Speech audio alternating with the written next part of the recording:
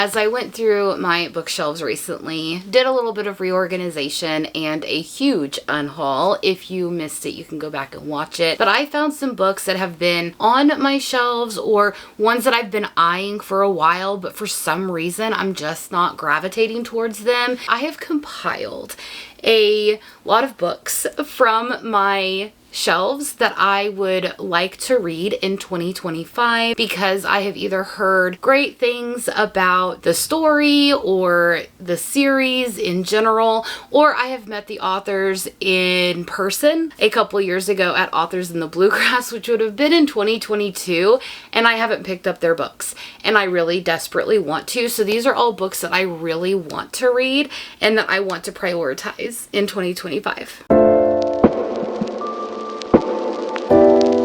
Hello everyone, welcome back to my channel. Before we get into today's video, just always make sure that you like and subscribe. It really helps my channel out. I'm trying to reach 1,000 subscribers and every one of you counts. Come join my community. Also check my description box below for all of my social links. Pango Books account where I do frequently put books up that I am unhauling, even if I don't do a video, and my Bookish Box ambassador link where you get 10% off the entire Bookish Box website using my link below that also has the code inside. This sweater came from Bookish Box. It's just a little small pouch and it says, "Whatever our souls are made of, his and mine are the same." I love it. Their apparel is just so comfy. Their sweaters are oversized. I love all of them. So go check that out below. All right, so I'm going to be going over these books. Now, nowhere in here is this like an exhaustive list of books that are on my shelves that I want to prioritize in 2025.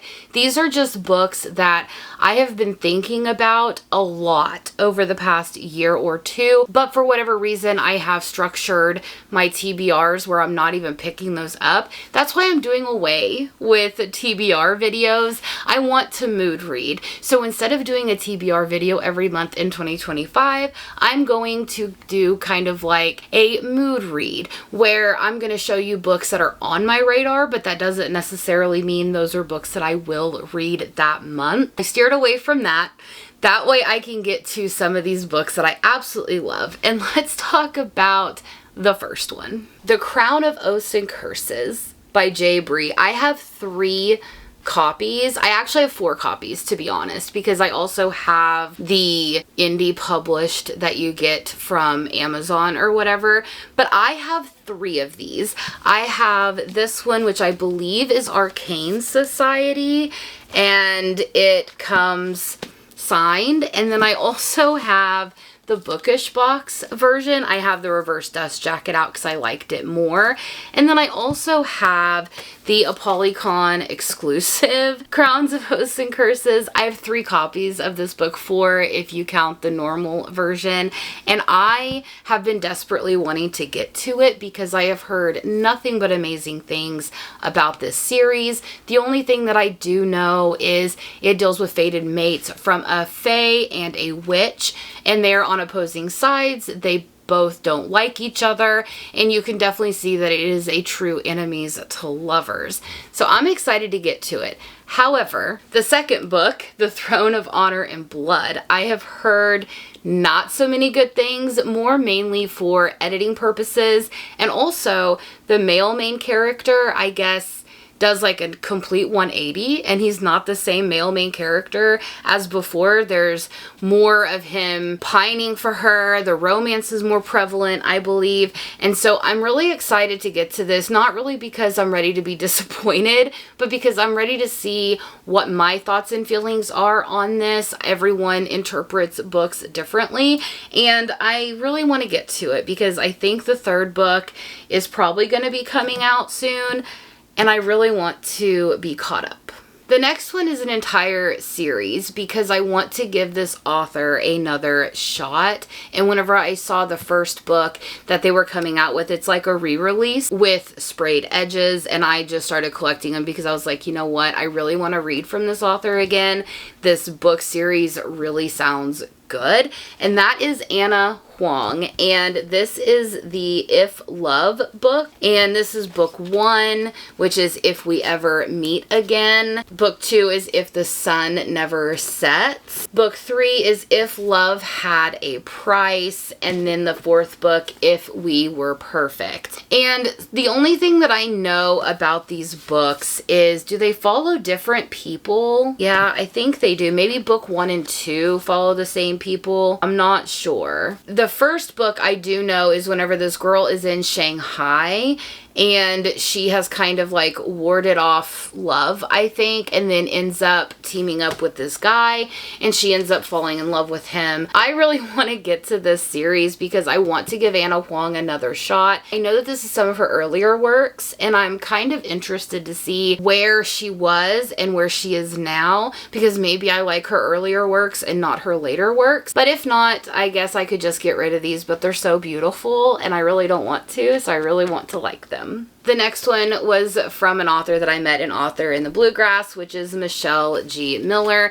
This is called From the Wreckage, and this is book 1 in her series. This takes place in a Kansas town, I believe, and a tornado sweeps through their town. It's devastating, and so many lives are changed, and these two end up meeting each other during that time, and they end up falling in love due to, you know, them having the same like grief and tragedy that they're trying to work through. I'm really excited because A, I am from Kansas, B, I have lived in Tornado Alley almost my entire life, so I do know how tornadoes can be absolutely devastating, and I hate it every year when it is our tornado season because I hate seeing how towns are just ripped apart. I was in an F5 tornado about 13-14 years ago, and you know, it really changed my life. Okay, so I think I can really relate to this story and I really want to get to it. It doesn't seem like it's very long. It's under 200 pages. If it's good, then of course I'll continue on with the series. The next book I have is The Kiss of Deception by Mary E. Pearson, and the reason why I have the first book of the Remnant Chronicles on here is not just because I own it, but because I just recently read The Courting of Bristol Keats, which is her adult debut, and I was not blown away. I didn't really enjoy the story, didn't really enjoy the writing or anything. I am giving that book a second shot because it could have been right book, wrong time. But I have heard a lot of people that have reviewed A Courting of Bristol Keats state that her best writing was in this series and that this book is extremely good. So I want to read her YA and see if it was just the adult, if it was just her newer work that I wasn't into, or maybe if it's just her writing in general. So I do want to get to this in 2025 and see what I think about her YA fantasy series. I then have a thriller, The Fury by Alex Michaelides. I read Silent Patient earlier this year, absolutely loved it and really loved his writing. So I want to try The Fury. This was his, I think, newest release this year, and I got it from Book of the Month. I also have an arc of his earlier one, The Maidens. So if I like The Fury, then I'll go back and read The Maidens as well. But the only thing I know about this is they're on like a Greek island, I think, and it's like a murder mystery where there's like 8 people but someone's dead, and then you're getting it from like the reporter or a first-hand account and they're just walking you through it. I'm intrigued. I really, really loved The Silent Patient. The twist at the end of that book blew me away, so I'm hoping for good things on this one. The next one is a sci-fi, and sci-fi is hit or miss for me. That's why I have this on here, because I do want to branch out to other genres and give them more of a shot than I have. So this is The Three-Body Problem by Sixjin Liu, I think is how you say it. This has been adapted into a TV show on Netflix, which I have not watched. I want to read the book first. So I do have the first book, and I also have the audio that I guess I had gotten through book of the month several months ago, so it's just kind of a win-win. But I want to get to this because I hear that it is an extremely good sci-fi, and it's kind of like end of the world type thing. So I'm ready to get into this, and then of course, you know, if I enjoy it, watch the Netflix series as well. It wouldn't be anything if I didn't put a heart-wrenching, tear-jerking story on my 2025 list that I want to read, and that is 1,000 Broken Pieces by Tilly Cole. This is the second book to 1,000 Boy Kisses. It doesn't follow the same characters, but it does follow the sister of Poppy from the first book, and kind of like her grieving time and how she is coping. And then another boy comes in who is also grieving, and they kind of like have this grief bond going on. I'm ready for it to rip my heart out. Tilly Cole had me sobbing. I wanted to curl up on the floor whenever I was listening to the ending of 1,000 Boy Kisses. It was beautiful, gut-wrenching, and I'm ready for this to do the same. I got this from one of my Patreons, Vanessa, a couple months ago whenever it first released, because I had sent her some books that she was wanting, and she purchased a book off my Amazon wish list. So thank you, Vanessa. I am finally going to be getting to this. You will notice over the course of these books, I have a mixed bag of everything on here. And I also have the complete omnibus of The Dragon Isle Wars by Frost K. I picked this up because she had it on her Instagram, and I want to say that maybe this was a Kickstarter possibly that she did, but she had extra copies. So I purchased this one. I know nothing about it, okay? This is where my problem is coming from. I buy books because they sound good and they look pretty, but am I actually going to enjoy them? So I'm always spending money on books that I haven't read. We're rectifying that in 2025. I want to get to this. I have seen so many quotes and things that she has put on Instagram about this series, and what better way than just to dive right into the omnibus. I also wanted to read more dark academia after reading The Immortal Dark by Tyjas Germa. I know that that's not necessarily a dark academia, but I've heard a lot of booktubers say that if you like Ninth House, if you like The Secret History, or, you know, When We Were Villains, that you would like the dark academia feel in The Immortal Dark. And I cannot confirm nor deny that because I've never really read any of those books. So looking at my shelves, I realized that I have If We Were Villains by M.L. Rio. And I have heard this compared to The Secret History by Donna Tartt, but that this one is better. I don't know. Let me know in the comments if you have read both of them and you know if it's better. But it's kind of like a mystery dark academia feel where something happens to one of the people and now they're trying to kind of go through the story and talk about it and see actually what happened. And I know there's a lot of Shakespearean references in here, and I absolutely love Shakespeare, so I'm hoping that I really like this book. I also picked up Claudia Gray's new book, which is The X-Files Perihelion. I loved The X-Files. I was very late to the game watching the TV show because I didn't watch it in the 90s. For one, I was a young child to my early teens in the 90s, and my parents, of course, were like, "You're not watching this." And I just recently watched it maybe 10 years ago. Loved it. I flew through the entire series. I still think about some of the episodes, but Claudia Gray came out with an X-Files book, and I'm ready to dive back into the X-Files vibes. All I know is at the back it says the truth is out there. It's just one of my things that I absolutely love. So as soon as I saw that this was a brand new release, I picked it up immediately. I also am a huge history buff, and specifically the 15th and 16th century England during the Tudor time period. So whenever I saw that Olivia Hayfield wrote a book called Wife After Wife, which is a modern reimagining of King Henry VIII, where of course he had 6 wives, and it's kind of like a 21st century womanizing media mogul rather than the King of England. I'm ready to dive into this and see kind of this modern take on who Henry VIII would be if he was in our time. And I have been wanting to read this for so long. I think time is now. I was also just watching a video the other day from Jess from Honest Fiction where she was laying out, I think, why choose romances that she absolutely loved. And I saw that I had this book on my shelf and I said, you know what? That sounds amazing, Jess. And that is Heartless Heathens by Santana Knox. I am so excited to get into this. I really don't know much about it. I just know that it's dark. Why choose? And that she says that she's still thinking about it to this day. So I immediately grabbed it off my shelf and said, you know what? I'm going to be reading this. I also put on here a book that I recently got whenever I went to North Carolina back in August, and it was a complete cover buy, and that is The Dark Heroine by Abigail Gibbs. It says a dark heroine romance. I don't know, again, anything about this. I just know that it sounds good, sounds amazing. I'm ready to kind of dive into it. It says that there's another book. It's called Autumn Rose. So maybe if I like this book, maybe I'll pick that one up. This is published by Avon, and a lot of times Avon books are kind of hit or miss for me. And I just saw on here that there is a vampire. So this must be a vampiric type of read. I'm ready.